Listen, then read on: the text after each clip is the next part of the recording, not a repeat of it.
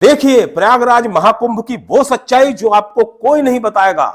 घाट पर भीड़ नहीं, लेकिन सड़क पर 25 किलोमीटर का जाम। संगम के लिए नाव का किराया 2 से 2,500 रुपए प्रति व्यक्ति। बाइक मोटरसाइकिल से घाट तक छोड़ने का एक तरफ का किराया 500 से 800 रुपए प्रति व्यक्ति। भोजनालय में भोजन खत्म, होटलों में जगह नहीं। होटल में एक रात के लिए सिंगल रूम का किराया 5 से 10,000 रुपए। देखिए महाकुंभ से लौटकर न्यूज ट्रैप की एक्सक्लूसिव ग्राउंड रिपोर्ट। नमस्कार, मैं हूं ब्रजेंद्र मिश्रा, आप देख रहे हैं news trap online. Prayagraj Mahakumbh के बारे में आज मैं आपके साथ वो बातें शेयर करूंगा जो आज तक किसी भी सोशल मीडिया प्लेटफॉर्म से लेकर मीडिया ने ना तो आपको बताई है और ना बताने की किसी में सामर्थ्य और ताकत है और हिम्मत है। चूंकि मैंने ग्राउंड रिपोर्ट तैयार की है, मैं खुद महाकुंभ होकर आया हूं विद फैमिली, तो मैंने जो वहां आंखों देखा हाल आपके सामने बताना चाहता हूं मैं, और यह सच्चाई है जो आपको मालूम होना चाहिए।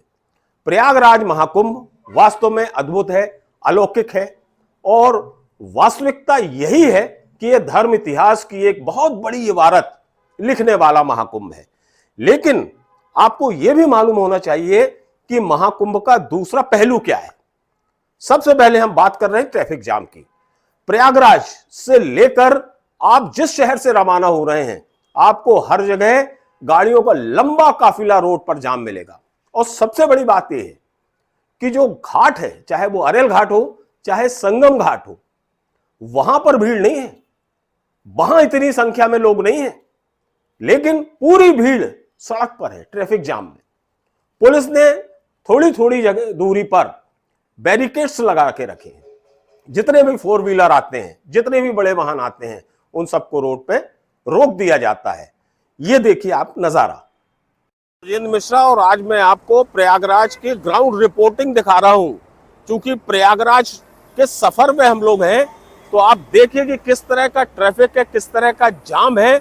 यदि आप ये सोचते हैं कि हम बाई कार बाई रोड बहुत अच्छे से बड़ी सहूलियत से प्रयागराज पहुंच जाएंगे, महाकुंभ पहुंच जाएंगे, तो ये आपकी गलतफहमी है। आपको इतने सारे ट्रैफिक जाम का सामना करना पड़ेगा कि जिसमें आपको बहुत मुश्किल होना तय है। आपको सबसे पहले कटनी में ट्रैफिक जाम का सामना करना पड़ेगा। वहां पुलिस आपको रोकेगी।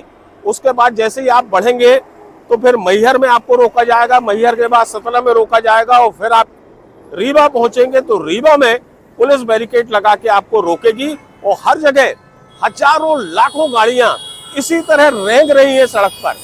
आप देख सकते हैं किस तरह का नजारा है। यहाँ पर एक कदम आगे बढ़ाना, सरकना बड़ा मुश्किल नजर आ रहा है। इन गाड़ियों के काफिले को देखकर आप अंदाजा लगा सकते हैं कि आपको महाकुंभ स्थल तक पहुंचने में कितना वक्त लगेगा। कम से कम 25 से 28 घंटे आपको जाम में फंसे रहना पड़ेगा। और मैंने तो 50 किलोमीटर तक का जाम देखा है। और जाम की वजह मेरी समझ में नहीं आई कि आखिर पुलिस इन गाड़ियों को क्यों रोक रही है। क्योंकि जब हम लोग प्रयागराज पहुंचे तो वहां का जो पार्किंग ग्राउंड अलग अलग बनाए गए हैं, वहां भी गाड़ियां ज्यादा संख्या में नहीं थी। तो बड़ा सवाल मेरे मन में यही आया कि जब घाट में भीड़ नहीं है तो लोगों को सड़क पे क्यों रोका जा रहा है और उसकी वजह क्या है। पार्किंग में भी उतनी गाड़ियां नहीं है।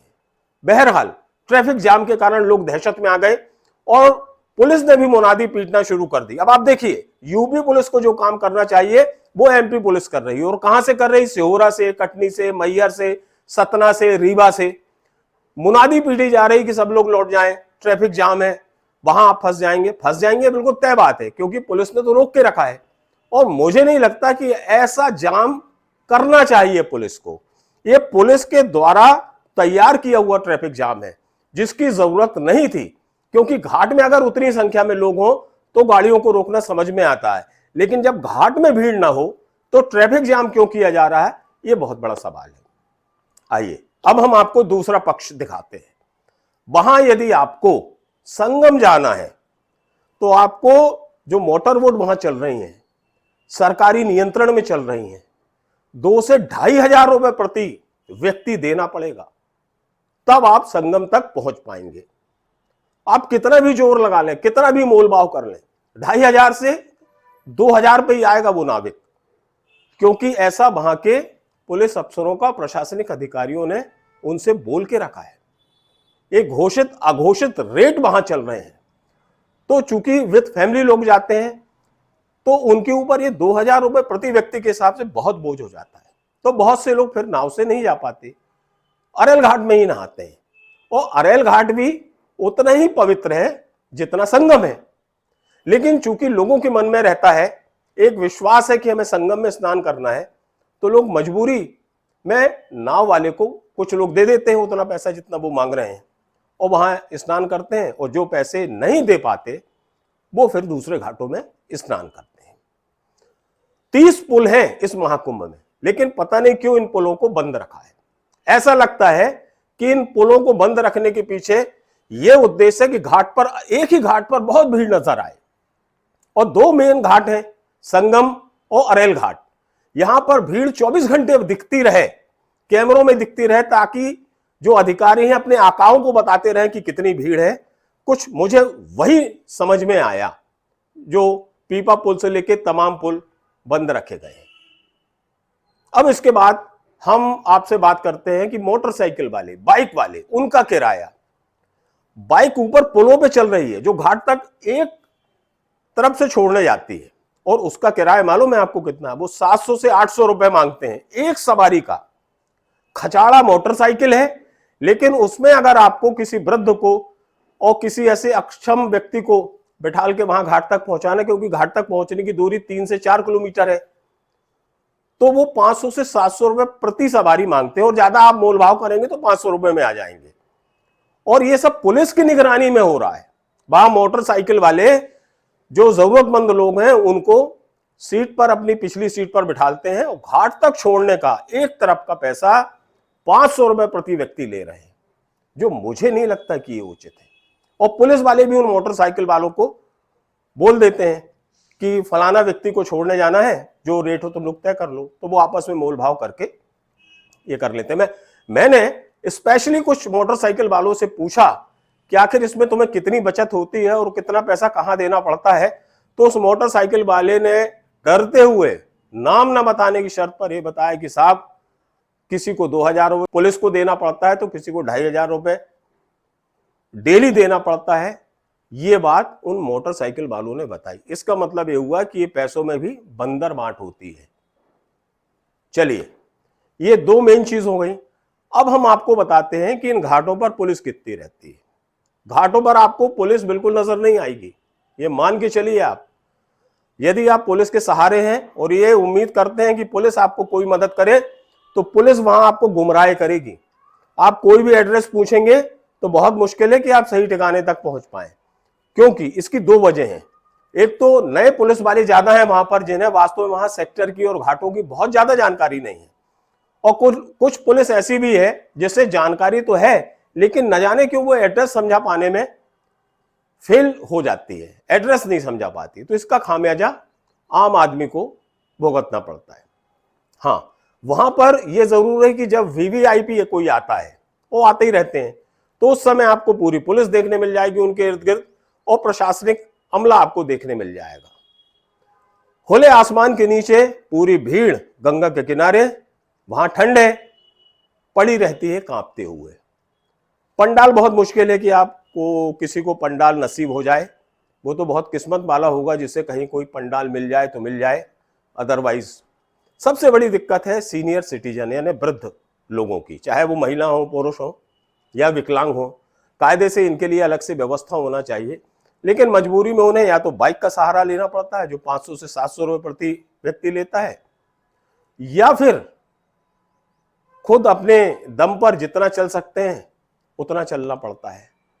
तो ये बहुत बड़ी मुसीबत है, क्योंकि ई रिक्शा भी वहां नहीं चल रहे हैं, प्रतिबंधित कर दिया है। वहां तो आपको पैदल ही जाना पड़ेगा और पैदल ही आपको घाट तक पहुंचना पड़ेगा। अपनी यदि आपकी हिम्मत है तो आप जाइए। अब हम बात कर लें प्रयागराज की।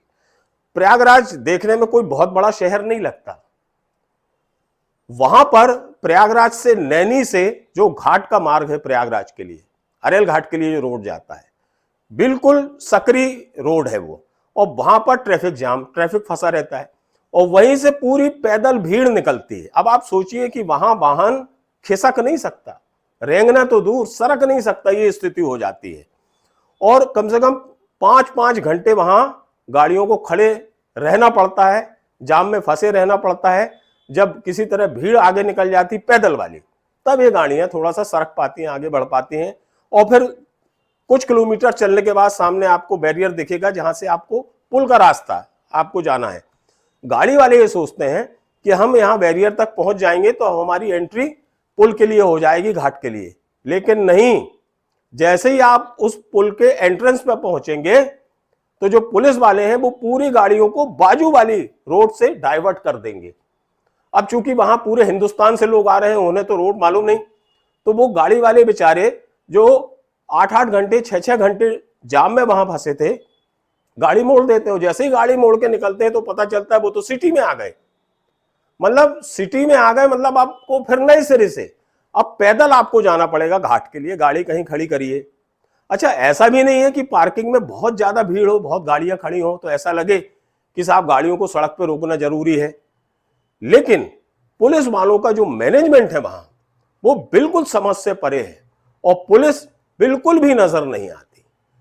कुल मिला के यही कहा जा सकता है कि महाकुंभ में सब कुछ अद्भुत है, अलौकिक है, लेकिन कुछ प्रशासनिक कमियों से परेशानी भी लोगों को हो रही है, जिस तरफ ध्यान दिया जाना बहुत जरूरी है। इस पूरे प्रयागराज में आपको कहीं भी भंडारे के दर्शन नहीं हो पाएंगे, कहीं भी भंडारा नहीं मिलेगा, कहीं भी आपको कहीं फ्री पानी बटता हुआ नहीं मिलेगा।